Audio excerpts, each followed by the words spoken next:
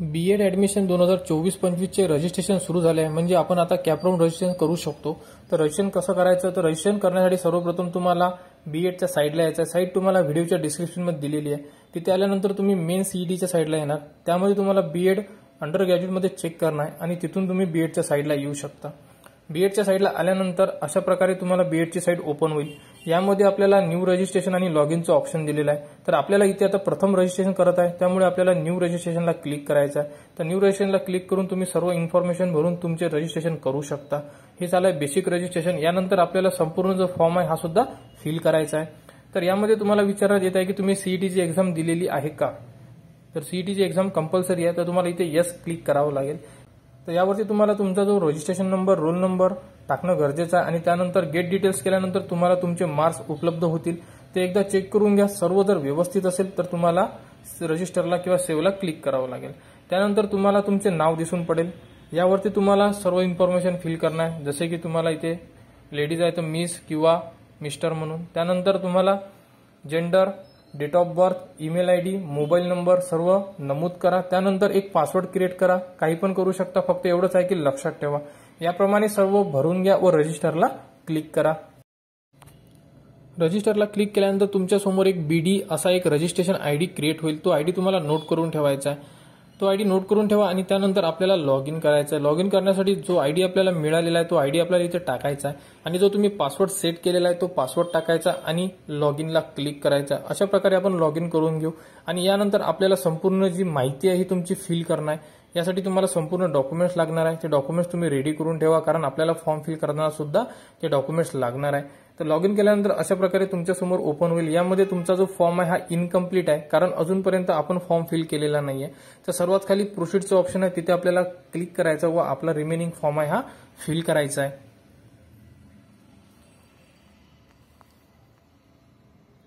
त्यानंतर तुम्हाला तुमची जे प्रोफाईल आहे ओपन होईल. यामध्ये तुम्हाला संपूर्ण जी तुमची माहिती आहे ही तुमची माहिती फिल करायची. यामध्ये तुम्हाला तुमचे नाव मराठीमध्ये, फादर नेम, मदर नेम, त्यानंतर जेंडर, तुमचे इन्कम, अशा प्रकारे संपूर्ण माहिती इन्सर्ट करायची आहे व त्यानंतर नेक्स्ट करा. नेक्स्ट केल्यानंतर तुम्हाला तुमचा संपूर्ण ऍड्रेस जो तुमच्या आधार कार्डवर तो टाकू शकता किंवा जोही तुमचा ऍड्रेस असेल तो तुम्ही टाकू शकता. डिस्ट्रिक्ट, स्टेट, तालुका, अशा प्रकारे संपूर्ण पिनकोड वगैरे टाका. संपूर्ण माहिती फिल करून घ्या आणि त्यानंतर सेव्ह अँड नेक्स्टला क्लिक करा.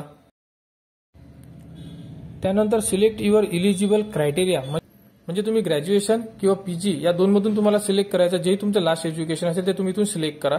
त्यानंतर डोमेसियल विचारलं आहे की डोमेसियल तुमचं कोणत्या डिस्ट्रिक्टचं आहे. तर तुम्हाला इथे येस करून महाराष्ट्रामधून जेही तुमचे डिस्ट्रिक्ट असेल ते तुम्हाला इथून चूज करायचे आहे. आणि तुमचं जे इलिजिबल क्रायटेरिया तो सुद्धा इथून सिलेक्ट करा आणि त्यानंतर सेव्ह अँड नेक्स्टला क्लिक करा. त्यानंतर ऑर्फन म्हणजे अनाथ आहात का, असाल तर येस करा, अदरवाईज तिथे नो करा. त्यानंतर इथून तुम्हाला तुमची कास्ट विचारण्यात आलेली आहे. जेही तुमची कास्ट असेल एससी, एसटी, ओबीसी त्यामधून सिलेक्ट करा. त्यानंतर तुमची पोटजात तेली, महार, चांभार यामधून जेही तुमची कास्ट असेल ते तुम्ही सिलेक्ट करा. त्यानंतर तुमच्याकडे कास्ट सर्टिफिकेट आहे का, हो, आणि कोणत्या डिस्ट्रिक्टनी तुम्हाला दिलेली आहे सिलेक्ट करा. त्यानंतर कास्ट व्हॅलिडिटी आहे का, हो, नसेल तर नो करा, तर रिसिप्ट टाकावं लागेल. तशा प्रकारे नॉन क्रिमिनल आहे का, हो, नसेल तर नो करा आणि रिसिप्ट टाकावी लागेल. जर रिसिप्ट टाकायची असेल तर रिसिप्टची पूर्ण इन्फॉर्मेशन टाकणं गरजेचं आहे. आणि त्यानंतर मायनॉरिटी आहे का, असाल तर येस करा, अदरवाईज नो करा. अशा प्रकारे संपूर्ण माहिती एकदा चेक करा. सर्व डॉक्युमेंट असणं गरजेचं आहे. येस मध्ये केलेलं आहे, कारण सर्व डॉक्युमेंट अवेलेबल आहे म्हणून. तुमच्याकडे नसेल तर तुम्हाला इथे नो करून रिसिप्ट अपलोड करावी लागेल. अशा प्रकारे ओके करा आणि सेव्ह करा. त्यानंतर विचारण्याचं डिसेबिलिटी, हँडिकॅप आहे का, असाल तर येस करा, अदरवाईज नो करा. त्यानंतर डिफेन्समध्ये म्हणजे फॅमिलीमधून कोणी डिफेन्स, आर्मी, नेव्हीमध्ये आहे का, असेल तर येस करा, अदरवाईज नो करा आणि सेव्ह अँड नेक्स्टला क्लिक करा. त्यानंतर कवी कुलगुरू संस्कृत युनिव्हर्सिटीला प्रवेश घ्यायचा आहे का, जर घ्यायचा असेल तर तुम्हाला येस करायचं, अदरवाईज तिथे तुम्ही नो करू शकता. त्यानंतर स्पेशल एज्युकेशनला जर प्रवेश घ्यायचा आहे का, म्हणजे जे कॉलेजेस असेल त्याला येस करायचं तर येस करू शकता किंवा तुम्ही नो करू शकता. तर अशा प्रकारे तुम्ही नेक्स्टमध्ये तुमचे जे एज्युकेशन आहे हे तुम्हाला इथे इन्सर्ट करायचं आहे. यामध्ये तुम्हाला सर्वप्रथम 10वी आहे तिथे ऍड क्वालिफिकेशन करा. यामध्ये जेवढी इन्फॉर्मेशन दिलेली आहे, नाव म्हणजे तुमचं बोर्ड, त्यानंतर पासिंग, रोल नंबर, किती मार्क्स मिळालेले आहे, अशा प्रकारे संपूर्ण माहिती तुम्हाला फिल करून घ्यायची आहे. त्यानंतर सेम एसएससी बद्दल सुद्धा तुम्हाला इन्फॉर्मेशन लिहायची आहे. तिथे ऍड क्वालिफिकेशनला क्लिक करा. 12वी मधून संपूर्ण इन्फॉर्मेशन तुमच्या मार्कशीटवर जशी दिली आहे तशी तुम्हाला इथे टाकायची आहे. स्टेट बोर्ड, त्याच्यानंतर सीबीएसई असेल तर सीबीएसई, पासिंग कधी पासिंग झालेली आहे, मार्क्स किती मिळाले आहे, रोल नंबर, संपूर्ण इन्फॉर्मेशन तिथे दिलेल्या प्रकारे तुम्ही नमूद करा आणि ओके झाल्यानंतर सेव्ह करा. त्याचप्रमाणे तुम्हाला ग्रॅज्युएशनची इन्फॉर्मेशन सुद्धा ऍड करायची. ग्रॅज्युएशन कधी झालेलं आहे, कोणत्या युनिव्हर्सिटीमधून झालेलं आहे, त्यानंतर कोणत्या सब्जेक्टमध्ये झालेलं आहे, अशा प्रकारे तिथे दिलेली माहिती एकदा रीड करा. संपूर्ण माहिती दिल्याप्रमाणे तिथे सेव्ह करा. कोणती अडचण असल्यास तुम्ही कमेंट्स करू शकता. आणि तुम्ही जी डिग्री केलेली आहे त्या डिग्रीमध्ये तुम्हाला कोणकोणते सब्जेक्ट होते हे तुम्ही मार्कशीटवर बघू शकता. आणि खाली दिलेले जे सब्जेक्टचा चार्ट आहे यामध्ये तुम्ही ती मार्कशीटचे वरचे सब्जेक्ट ऍड करू शकता. अशा प्रकारे संपूर्ण माहिती भरून घ्या आणि त्यानंतर सेव्हला क्लिक करा. त्याचप्रमाणे पोस्ट ग्रॅज्युएशनची माहिती सुद्धा तुम्ही भरू शकता जर केली असेल तर. आम्ही केलेली आहे म्हणून पोस्ट ग्रॅज्युएशनची माहिती सेम जशी आता डिग्रीची ऍड केलेली आहे तशाच प्रकारे पोस्ट ग्रॅज्युएशनची मार्कशीटवरचे जे मार्क्स आहे, कोणती युनिव्हर्सिटी आहे, कोणते सब्जेक्ट आहे, संपूर्ण माहिती मार्कशीटवर दिल्याप्रमाणे फिल करायची आहे. कोणत्या वर्षी पास झालेला आहे, अशा प्रकारे संपूर्ण माहिती जी आहे ती तुमची तिथे फिल करा. सर्व माहिती टाकणे गरजेचं आहे. सब्जेक्ट सुद्धा टाकणं गरजेचं आहे. टाकल्यानंतर सेव्हला क्लिक करा. अशा प्रकारे तुम्ही पूर्ण एज्युकेशनची माहिती सेव्ह करू शकता. अशा प्रकारे 10वी 12वी ग्रॅज्युएशन पोस्ट ग्रॅज्युएशनची माहिती सेव्ह केली. सर्व माहिती ओके आहे. त्यानंतर सेव्ह अँड नेक्स्टला क्लिक करणार. आता समोरची जी स्टेप आहे त्या स्टेपमध्ये आपल्याला नेमकं काय करायचं हे सुद्धा आपण बघूया. तर यामध्ये तुम्हाला तुमचा पासपोर्ट साईज फोटो टाकायचा आहे. यामध्ये तुम्ही तुमचा पासपोर्ट साईज फोटो टाकणार आणि तुमची सिग्नेचर अपलोड करणार. तर तुमच्याकडे तो पासपोर्ट साईज फोटो आणि सिग्नेचर अपलोड करा आणि सेव्ह अँड नेक्स्टला क्लिक करा.